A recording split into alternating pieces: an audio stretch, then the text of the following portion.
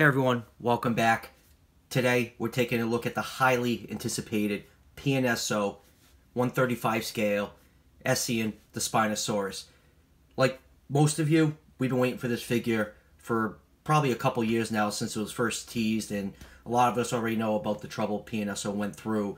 Company went dark for about a year while they had a change in management, and we all thought they were extinct, and they came back roaring at the beginning of this year with a lot of new models and put back into production some of their older models like the Megalodon and Wilson the T-Rex.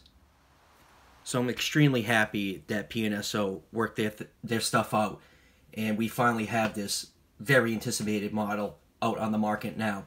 As you can see, it comes in this really nice large collector box. This box is absolutely massive. Just to give you a sense of scale, any of you that have the Amargasaurus, this is the size of the Amargasaurus box, and it has beautiful full art picture work of the Spinosaurus on the front of the box, and on the side you get the Pnso logo, museum line, Essien the Spinosaurus 135 scientific art model, and back of the box just some information in English and Chinese. So enough about this gorgeous packaging. Let's move on to the real treat.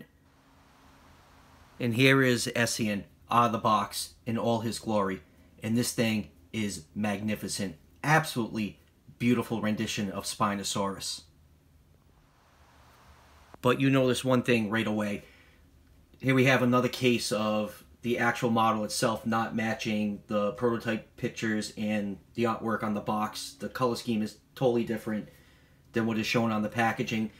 On the prototypes and the box art, there's a teal color starting along the trim of the sail, going down along the top of the tail, and there's some orange highlights on the sail. It's not the case when you actually have the figure in hand. A little disappointed by that. I kind of did like those little bit vibrant colors on this model, but the way it's painted and the detail, it's still incredible. And this guy is a big figure. So let me take out the tape measure here. He is just about 19 inches long. So with that measurement, that would roughly put him in the 130 scale range. I know it says 135 on the box, but with these measurements in the current size estimate of Spinosaurus, this would put this figure in the 130 scale range. And before we take a closer look at this figure, let's take a look at the gorgeous display base he came with. So let me just get Essien out of the way. Now the display base it comes with is modeled after like a muddy shoreline.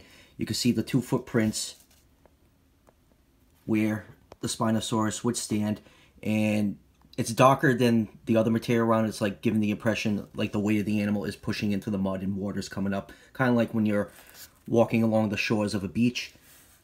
A lot of nice texture on this base. It's probably one of the nicest bases Pnso has done so far. And let me just adjust my light a little bit. And then on top of the base we get this nice dead sawfish prey, which is Spinosaurus obviously hunted.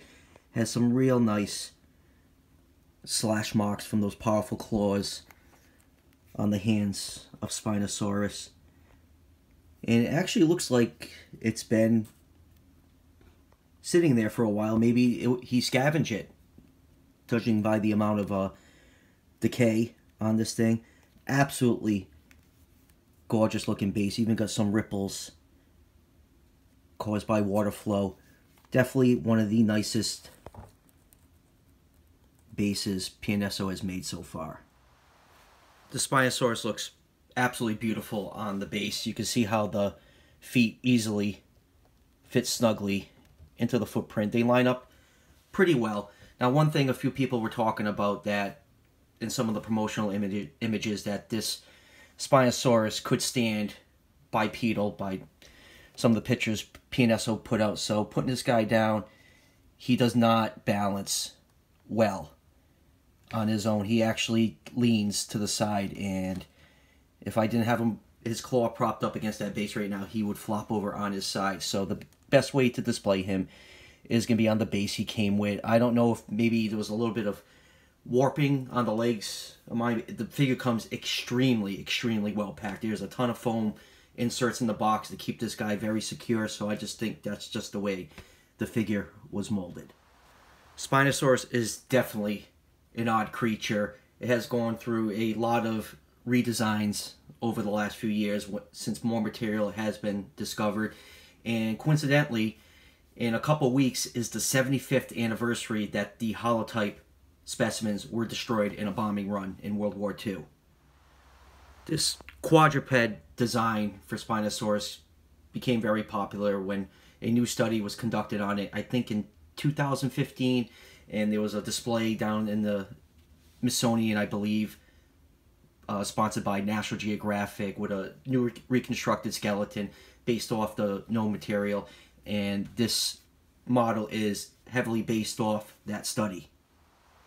So let's pull this guy a little bit closer and take a look at some of the detailing on this figure. So we are going to start with that gorgeous head sculpt, if I can get my lighting to cooperate. So you have a nice orange nasal crest on top of the head, and the jaw is articulated, and you get a nice detailed inside the mouth. Now they actually put a lot of study in sculpting this model.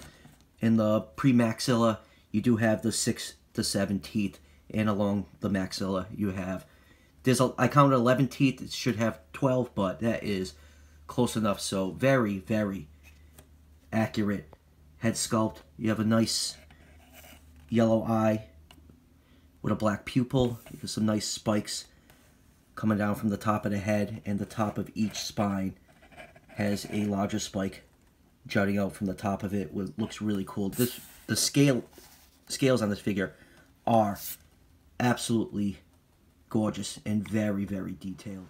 You can see the neck is sculpted to give it that long, muscular, flexible look that it would have in real life. The primary color of this figure is mostly an olive green with just almost like a brown just for the sail, and that's pretty much the primary color. There's a little bit of a black dry brushing effect over most of the figure to highlight the scale detail, but it is a beautifully done Spinosaurus. So moving on down to the hands, you can see they gave it those 3 very powerful looking hand claws. The thumb claw is the largest one, like some of its relatives like Baryonyx and Suchomimus. And the way the hands are sculpted, I know Collector did a Spinosaurus model. I was walking on all fours, and the wrists were actually pronated, which they couldn't do in real life. So the theory is that it would rest on the sides of its hand, and this model does that perfectly. You can see a little bit of the rib cage, so it is a little bit shrink wrapped along the body. It's really not that bad. The head looks great. Not too much shrink wrapping right there. Maybe just a little bit near the orbit. And the sail is such a big figure. It's tough to get it like fully in shot. Is beautifully done. You can see each neural spine beautifully sculpted in on this, and just a lot of different size scales and detail on this. Is absolutely a beautifully sculpted figure. I'm going to say that a lot because I'm absolutely in love with this thing right now. You got some larger scales for the belly, some nice skin folds. Now moving down to the legs, you can see that they have sculpted the thigh bone to be a lot shorter, which is from the known material, which made a lot of scientists believe that this animal was pretty much a quadruped because of this leg design. In 2014, they guessed that the center of mass was near the midsection, which would force Spinosaurus to primarily be a quadruped, and then a 2018 study shift the center of mass to the hips, where Spinosaurus could either walk bipedal easily or a quadruped. So the information on this animal is constantly changing, and it will always change when more material is discovered. Now moving down to the feet, they actually gave the toes webbing, which is actually really cool. Now on his other foot, you can tell the dew claw, sorry if he is very hard to maneuver because he's so long, he's bumped into the back of my studio. The dew claw is actually sculpted like as a weight-bearing toe, and I've only heard of the fourth toe being weight-bearing in Therizinosaurs. I mean, on this side, the dew claw is up higher, and down here it is more of a weight-bearing claw, so whatever, it is what it is. And moving down to the tail, you got this nice, long, flexible-looking tail with a slight paddle sculpted in the end of this tail. So some scientists' theory is that Spinosaurus would swim around in water and use its tail almost like a thresher shock to slap the water and stun and kill prey. So it is really cool that they incorporated this almost thresher-like paddle at the end of the tail. So there's a couple other, Spinosaurus facts I'm going to throw at you. Another study said that due to the lung buoyancy, that it would not be able to dive in water and be as aquatic as scientists once thought, that it would need to constantly keep paddling to stop itself from flipping over while swimming. So it was probably mostly semi-aquatic, probably hunting around in shallow water where it can use its tail and maybe even dip that nasal crest, which probably had some kind of water pressure sensing like crocodiles, just to feel fish moving, just sitting there in the water waiting for something to swim by and crunch down on its prey. Now Spinosaurus did share the ecosystem with another apex predator, Carcharodontosaurus, so you have two large predators in the same ecosystem. So it is pretty cool that this species of dinosaurs adapted two different lifestyles, terrestrial lifestyle and a semi-aquatic lifestyle so it wouldn't have to compete with other large predators like Carcharodontosaurus. And the teeth of Spinosaurus are actually, this is a cast of a Spinosaurus tooth, are just pretty much cones with no serrations, very similar to a crocodile. And here is the tooth of a Carcharodontosaurus, which looks like a big steak knife with those serrations. So with all this Spinosaurus fact talk, I'm going to take out some other models and compare it to this guy. Alright, first up for comparison is one of the three Collectae Spinosaurus figures, and this is part of their regular assortment. This is the walking Spinosaurus. They had a deluxe one that was modeled the same way and a swimming one. And if you remember early in the video, I said Collectae sculpted theirs with a pronated wrist, which would be incorrect. This hand placement on the Pnso is how it should be. But this is still a nice little Spinosaurus figure. And next up is the old Papo Spinosaurus figure, which is based off the Jurassic Park 3 Spino. And you can see our understanding of what Spinosaurus look like has changed a lot over the years. And next up is, because why not, oh, he's so big he can't fit in the frame fully, is the Mattel Spinosaurus, which has an articulated jaw. I almost feel dirty comparing the Mattel stuff to the Pnso, but whatever. I just want to compare figures. And here is the Papo Baryonyx with a Spinosaurus head. Okay, Baryonyx figure, but man, that is a really nice Spinosaurus head on that. What a weird looking figure.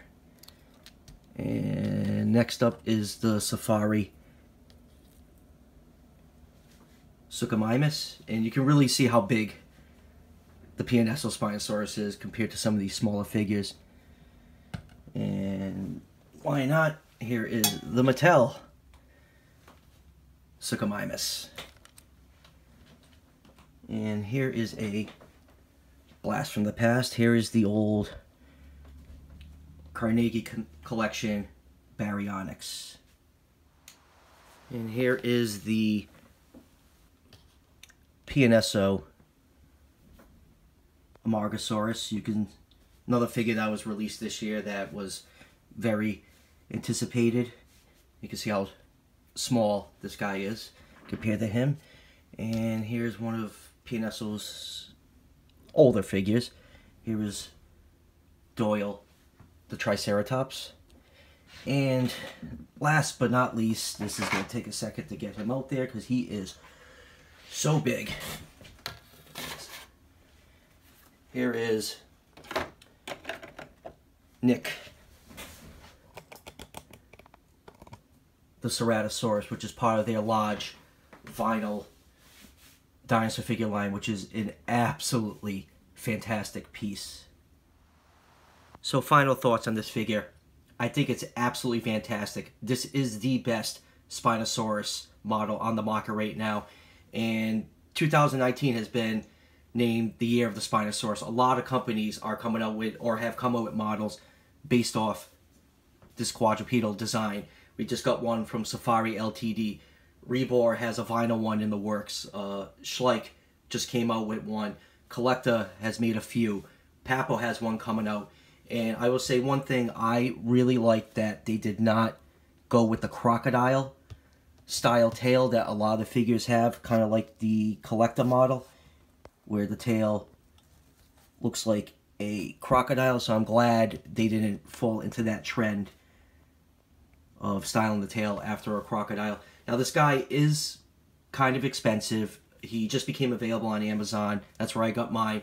He is $75 plus $10 shipping.